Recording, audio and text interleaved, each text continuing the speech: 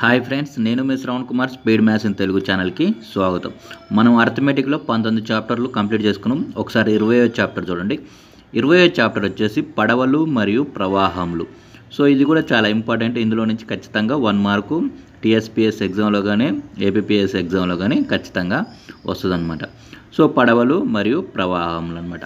So మీరు ఈ ఫిగర్ని పర్ఫెక్ట్గా గుర్తుపెట్టుకోండి. ఈ ఫిగర్ ద్వారానే అన్ని ప్రాబ్లమ్స్ చేయగలుగుతాం అనమాట. సో ఇది మోస్ట్ ఇంపార్టెంట్ ఫిగర్ అనమాట.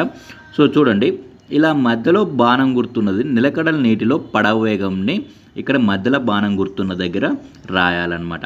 సో ఇక్కడ ఈ కింది బాణం గుర్తు అనేది ప్రవాహ దిశలో పడవ వేగం అనమాట. అంటే ప్రవాహం ఇటు సైడ్ పైనుంచి ఇటు సైడ్ ప్రవహిస్తుంటే పడవ కూడా ఇటు సైడే ప్రవహిస్తే దీన్ని ప్రవాహ దిశలో పడవ వేగం అని అంటారు. ప్రవాహ దిశలో పడవ వేగాన్ని ఇక్కడ రాయాలన్నమాట. సో ఈ పై బాణం గుర్తుని ప్రవాహ వ్యతిరేక దిశలో పడవ వేగం అంటే ప్రవాహం పైనుంచి కిందికి ప్రవహిస్తుంటే పడవ అనేది పైకి వెళ్తుందనమాట. అంటే ప్రవాహానికి వ్యతిరేక దిశలో వెళ్తుందనమాట. సో అలా వెళ్ళినప్పుడు దాని యొక్క స్పీడ్ని ఇక్కడ పై బాణం గుర్తు దగ్గర రాయాలన్నమాట. సో ఇక్కడ ఈ మధ్యలో ఇక్కడ ఉన్నదాన్ని ప్రవాహ వేగం అనమాట. సో ఈ వాటర్ని ఏమంటారు, ఈ వాటర్ ఎంతైతే ప్రవహిస్తుందో ఆ ప్రవాహాన్ని ప్రవాహ వేగం అని అంటారు. సో ఒకవేళ పడవ ఇప్పుడు ఇక్కడ ప్రవాహ వేగాన్ని మనం ఎలా తీసుకోవాలంటే ప్లస్ గుర్తుతో తీసుకోవాలి. సో ప్రవాహ వేగాన్ని ఇక్కడ ఎలా తీసుకోవాలంటే మైనస్తో తీసుకోవాలన్నమాట. ఎందుకంటే ఇది వ్యతిరేక దిశ, ఇది ప్రవాహ దిశ కాబట్టి ఇక్కడ ప్లస్ ఇక్కడ మైనస్ తీసుకోవాలంట. సో మీరు ఒకసారి ఎగ్జాంపుల్ చూస్తే మీకు క్లియర్గా అర్థమైపోతుంది అనమాట. సో ఒకసారి ఎగ్జాంపుల్ చూడండి. సో ఇక్కడ మధ్యలో బాణం గుర్తు దగ్గర నేను 15 తీసుకున్నా. ఇక్కడ ప్రవాహ వ్యతిరేక దిశలో 10 తీసుకున్నా.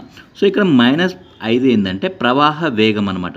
సో ఇక్కడ +5 ఏంటి ప్రవాహ, అంటే 2 5లు ప్రవాహ వేగాలు అనమాట. సో ఇక్కడ తీసుకున్నప్పుడు -5గా తీసుకోవాలి, ఇక్కడ తీసుకున్నప్పుడు +5గా తీసుకోవాలి. ఎందుకు -5 ఎందుకు ప్లస్ తీసుకోవాలంటే సో ఇది వ్యతిరేక దిశలో ప్రవహిస్తుంది కాబట్టి ఇక్కడ -5 తీసుకోవాలి. సో ఇది ప్రవాహానికి సమానంగా ప్రవహిస్తుంది కాబట్టి పడవ అనేది సమానంగా పోతుంది కాబట్టి ప్లస్ తీసుకోవాలన్నమాట. సో ఇక్కడ 15 -5 15 -5 తీసేస్తే 10 ప్రవాహ వ్యతిరేక దిశలో పడవ వేగం అవుతుంది. సో ఇది నిలకడ నీటిలో పడవ వేగం. సో నిలకడ నీటిలో పడవ వేగం మళ్ళీ ఇది 5 అనేది ప్రవాహ వేగం. ఈ రెండింటిని కలిపితే మనకు ప్రవాహ దిశలో పడవ వేగం అనేది వస్తుందన్నమాట. సో కొన్ని సూత్రాలు ఉన్నాయి, మోస్ట్ ఇంపార్టెంట్ సూత్రాలు, అవి ఒకసారి చూద్దాం. సో సూత్రాలు చూడండి. ప్రవాహ వ్యతిరేక దిశలో పడవ వేగం కావాలంటే మనకు నిలకడ నీటిలో పడవ వేగం మైనస్ ప్రవాహ వేగాన్ని తీసేస్తే మనకు ప్రవాహ వ్యతిరేక దిశలో పడవ వేగం వస్తుంది. సో ప్రవాహ వ్యతిరేక దిశలో పడవ వేగాన్ని మనం అప్ స్పీడ్ కూడా అంటాం. అప్ స్పీడ్ అన్న ప్రవాహ వ్యతిరేక దిశలో పడవ వేగం అన్న రెండు ఒకటే అనమాట. సో అలాగే ప్రవాహ దిశలో పడవ వేగం అంటే దీన్ని డౌన్ స్పీడ్ అంటారు అనమాట. సో డౌన్ స్పీడ్ అన్న ప్రవాహ దిశలో పడవ వేగం అన్న రెండు ఒకటే. సో మనకు డౌన్ స్పీడ్ కావాలంటే నిలకడ నీటిలో పడవ వేగం ప్లస్ ప్రవాహ వేగాన్ని కలిపితే మనకు ప్రవాహ దిశలో పడవ వేగం అనేది వస్తుందన్నమాట.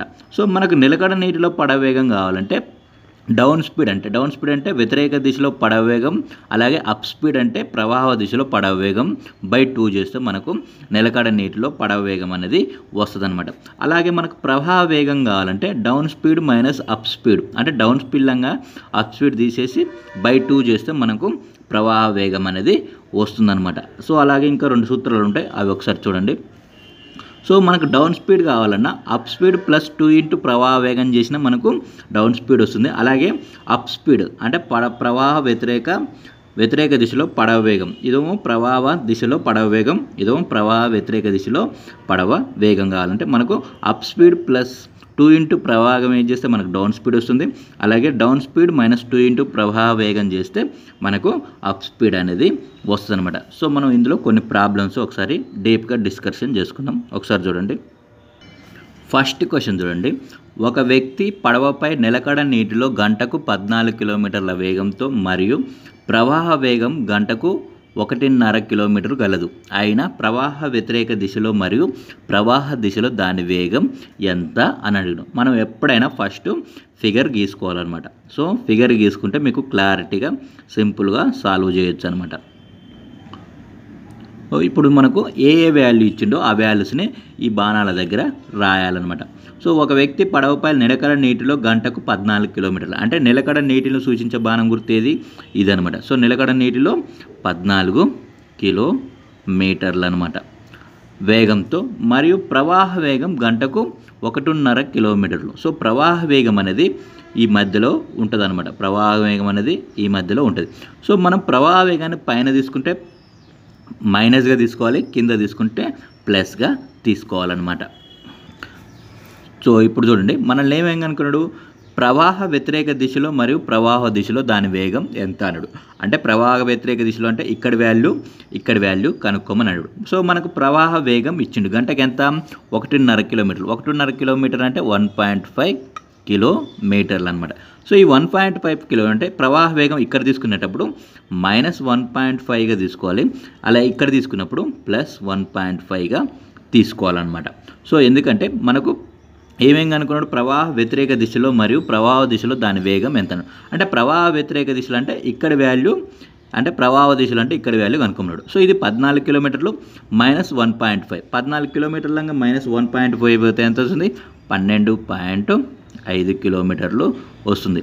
అలాగే 14 కిలోమీటర్లకు +1.5 కిలోమీటర్లు కలిపితే ఎంత వస్తుంది, 15.5 కిలోమీటర్లు వస్తుంది. సో ఇప్పుడు మనకేంది, ప్రవాహ వ్యతిరేక దిశలో దాని వేగం ఎంత, 12.5 కిలోమీటర్లు. అలాగే ప్రవాహ దిశలో దాని వేగం ఎంత, 15.5 కిలోమీటర్లు అనమాట. సో ఇలా సింపుల్గా సాల్వ్ చేయొచ్చు. సో ఫార్ములా వేసుకున్నా వస్తుంది. సో ఇలా అయితే చాలా సింపుల్ అనమాట. ఫిగర్ ద్వారా చేస్తే మనకు చాలా సింపుల్గా వస్తుంది అనమాట. సో నెక్స్ట్ ప్రాబ్లం చూద్దాం. సో నెక్స్ట్ సెకండ్ ప్రాబ్లం చూడండి. ఒక వ్యక్తి పడవపై నిలకడ నీటిలో గంటకు 15 కిలోమీటర్ల వేగంతో మరియు ప్రవాహ వేగం గంటకు 2.5 కిలోమీటర్లు గలదు. అయినా ప్రవాహ వ్యతిరేక దిశలో మరియు ప్రవాహ దిశలో దాని వేగం ఎంత అని అడిగాడు. సో ఎప్పుడైనా మీరు ఫస్ట్ ఫిగరు తీసుకోవాలన్నమాట. సో ఫిగర్ తీసుకొని మనకి ఏ వాల్యూ ఇచ్చిండో వాటిని రాసుకోవాలన్నమాట. సో ఇక్కడ ఏమి ఇచ్చిండు, ఒక వ్యక్తి పడవపై నిలకడ నీటిలో గంటకు 15 కిలోమీటర్లు. నిలకడ నీటిదంటే ఈ మధ్యలో బాణం గుర్తుంది, నిలకడ నీటి అనమాట, అంటే 15 కిలోమీటర్లు. సో మళ్ళీ నెక్స్ట్ ఏమి ఇచ్చిండు, ప్రవాహ వేగం ఇచ్చిండు. ప్రవాహ వేగం ఇక్కడ అనమాట, ఇక్కడ ప్రవాహ వేగాన్ని తీసుకోవాలి. సో 2.5 కిలోమీటర్లు. సో మనం పైన ప్రవాహ వేగాన్ని తీసుకుంటే -2.5గా తీసుకోవాలి. ప్రవాహ వేగం 2.5 కిలోమీటర్లు చూడండి, కింద తీసుకున్నప్పుడు +2.5గా తీసుకోవాలన్నమాట. సో 15 కిలోమీటర్లంగా 2.5 కిలోమీటర్లు పోతే ఎంత వస్తుంది, 12.5 కిలోమీటర్లు వస్తుందన్నమాట. సో 12.5 కిలోమీటర్లు ఏంటి, ప్రవాహ వ్యతిరేక దిశలో పడవ వేగం అన్నమాట. అలాగే ఇక్కడ వాల్యూ కావాలంటే 15 కిలోమీటర్లకు 2.5 కిలోమీటర్లు కలిపితే వస్తుంది 17.5 కిలోమీటర్లు. సో ఇదేంటిది, ప్రవాహ దిశలో దాని యొక్క వేగం అన్నమాట. సో పడవ యొక్క ప్రవాహ దిశలో పడవ యొక్క వేగం, ఇదో ప్రవాహ దిశలో వ్యతిరేక దిశలో పడవ యొక్క వేగం అన్నమాట. సో ఇలా సింపుల్గా సాల్వ్ చేయొచ్చు. సో ఫార్ములా వేసినా చేయొచ్చు, కాకపోతే ఇంత సింపుల్గా ఉండదు అనమాట. సో ఎప్పుడైనా ఫిగర్ ద్వారానే మీరు చేయండి. సో నెక్స్ట్ ప్రాబ్లం చూద్దాం. నెక్స్ట్ థర్డ్ ప్రాబ్లం చూడండి. ఒక పడవ ప్రవాహ వ్యతిరేక దిశలో గంటకు 11 కిలోమీటర్లు మరియు ఏటవాలుగా గంటకు 16 కిలోమీటర్లు వేగంతో ప్రయాణించును. సో ఏటవాలుగా అన్నప్పుడు మీరు కన్ఫ్యూజ్ కావచ్చు. ఏటవాలుగా పడవ ప్రయాణించిందంటే ఇది కిందికి ప్రవహించినట్టు. ఎప్పుడైనా ఏటవాలుగా అంటే కిందికి ప్రయాణించినట్టు, అంటే ప్రవాహ దిశలో ప్రయాణించిన అనమాట, అంటే ప్రవాహ దిశలో ప్రయాణించినట్టు అర్థం అన్నమాట. సో అయినా నిలకడ నీటిలో దాని వేగం మరియు ప్రవాహ వేగం ఎంత అని అడుగు. సో ఎప్పుడైనా మీరు ఫిగర్ తీసుకోండి. ఫిగర్ తీసుకున్నాక సో ఇక్కడ ఒకటి ఇచ్చుడు, ఒక పడవ ప్రవాహ వ్యతిరేక దిశలో గంటకు 11 కిలోమీటర్లు. ప్రవాహ వ్యతిరేక దిశను సూచించే బాణం గుర్తు ఏంది, ఇది. సో ఇది ఎక్కడంత 11 కిలోమీటర్లు, గంటకు 11 కిలోమీటర్లు. మరియు ఏటవాలుగా అంటే ప్రవాహ వేగం, అంటే ఏటవాలుగా అంటే ప్రవాహ దిశలో పడవ వేగం, అంటే ప్రవాహ దిశను సూచించేది ఏంది, ఈ బాణం గుర్తు అనమాట. సో ఇదంతా 16 కిలోమీటర్లు అనమాట.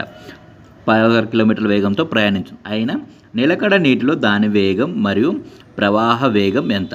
సో ఇక్కడ నిలకడ నీటిలో దాని వేగం ఎంతో కనుక్కోమన్నారు. సో మనకు ఒక ఫార్ములా ఉంటుంది. నిలకడ నీటిలో దాని వేగం కనుక్కోవడానికి up speed plus down speed by 2 వేస్తే మనకు నిలకడ నీటిలో దాని వేగం వస్తుంది.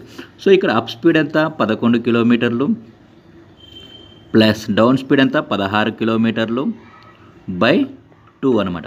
సో 16, 11 ఏమవుతుంది, 16, 11 27 అవుతుంది. 27/2 వస్తుంది.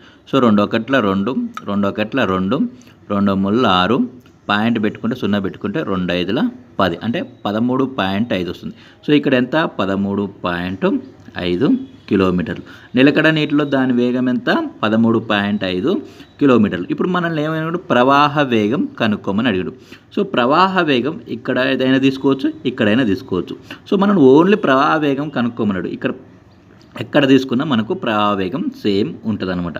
సో ప్రవాహ వేగం కావాలంటే సో ఇది 13.5 కిలోమీటర్లు, మరి ఇది 16 కిలోమీటర్లు. మరి 13.5 కిలోమీటర్లు 16 కిలోమీటర్లు అయిందంటే ఎంత కలిపితే 16 కిలోమీటర్లు అయిందో చూడాలి. అంటే ఇక్కడ 2.5 కిలోమీటర్లు కలిపితే 16 కిలోమీటర్లు అయిందనమాట. అంటే ఎంత కలిపితే 16 కిలోమీటర్లు అయింది, 2.5 కిలోమీటర్లు కలిపితే 16 కిలోమీటర్లు అయిందనమాట. సో ఇప్పుడు ప్రవాహ వేగం ఎంత అవుతుంది 2.5 కిలోమీటర్లు అవుతుంది. సో ఇక్కడ కూడా 2.5 కిలోమీటర్లు అవుతుంది. అంటే ఇక్కడ మైనస్ వస్తుంది. అంటే 13.5 కిలోమీటర్లు మైనస్ 2.5 కిలోమీటర్లు తీసేస్తే మనకు 11 కిలోమీటర్లు వస్తుంది.